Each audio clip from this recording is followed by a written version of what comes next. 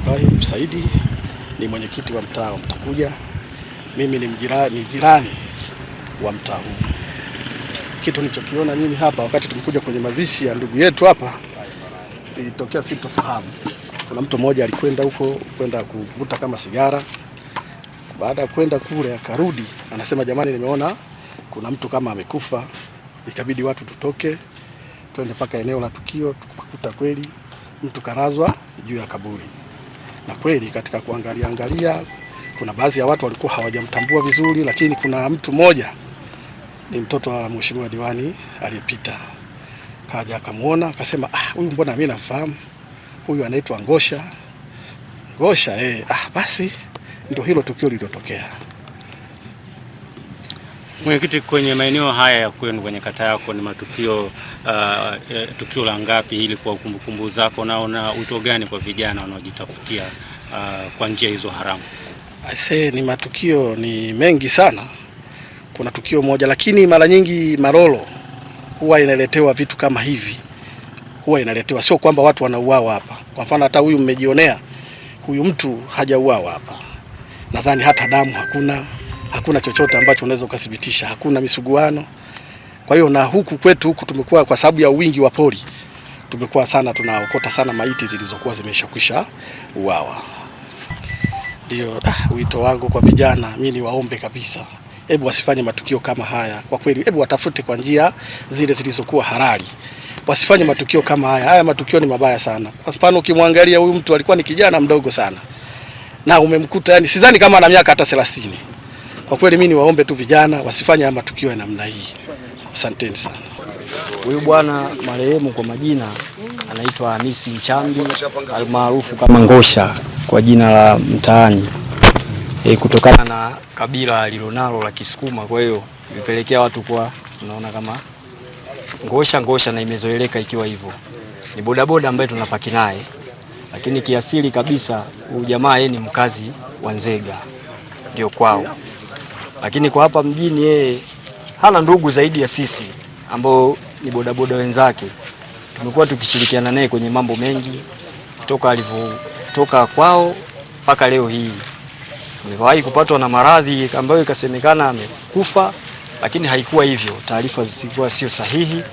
Kufuatilia kwa kina mpaka kwenda kwao tukampata akiwa tu anaumwa. Tukamchukua tukaja naye hapa mjini. Tukamhangaikia kwa matibabu kwa hali na mali kwa umoja wetu tuliokuwa nao mpaka akakaa sawa. Akaanza naye shughuli zake.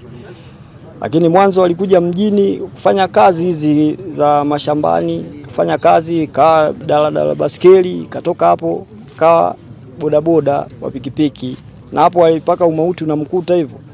Alikuwa na pikipiki ya mkataba anaendesha, na kama mwezi na kidogo hivi, bado mpya kabisa. Kwa hiyo ni ndugu yetu, limemfika hili. Na mwaka gani unakumbuka alikuja Tabora? Kwa kukumbuka ni kati kuanzia 2015 16. Kati ya miaka hiyo 16 hapa 17. Ilikuwaje mkagundua kwamba maiti yake iko hapa? Ni katika watu waliokuwa wamekuja hapa makaburini kwa ajili ya mazishi. Sasa kuna watu wao wanatembelea makaburini, kwa akawa wamegundua kuna mwili hapa wa mtu. Kwa hiyo jaribu kusemezana labda kuna anayemfahamu, imetokea mmoja kati ya wa kwetu pale akawa ameutambua, ndio kaja pale kutusemesha kijiweni, maana tumekaa kwa leo mimi toka hapa na kucha sijaonana naye, na mimi nilikuwa na shughuli zangu tu nyingine, kwa hiyo nikawa sikufika kwa wakati. Nimefika mchana huu, basi nikajua tu yamkini yuko na mizunguko yake, lakini taarifa iliyokuja hapo kwamba bwana huyu Ngosha wamemuua makaburini, ndio inabidi tuchukue mapikipiki tuje kuona, na tumefika wote ambaye tunaishi naye pale tumeweza kumtambua ni yeye kweli wamemuua. Na nini mwili wake uko katika mazingira gani? Majeraha au? Kwa sasa bado hatujaweza kumshika kwa kuangalia namna yoyote ile. Tunasubiri uongozi wa polisi ufike. Ila sisi tumefika kwa kuangalia tu na tumeweza kumtambua kwa namna alivyo hapo. Naitwa Rashidi Mlisho Mlowezi. Sawa. Ni mwenyeji wa hapa mjini. Mimi Ngosha namfahamu kwa sababu tulishokuwa naye nyumbani akiwa msaidizi wa kazi za bustani ya babangu mdogo zaidi ya miaka 4. Na mpaka anatoka kaingia shughuli zake za kujitafutia maisha, akatokea akiwa nyumbani. ndo akaanza shughuli za bodaboda. Mbali na hapo, Ngosha alikuwa pia ni bodaboda wangu ambaye nilikuwa namwamini hata kwa mizigo yangu ya nyumbani, kuanzia familia yangu kumwagiza kila kitu.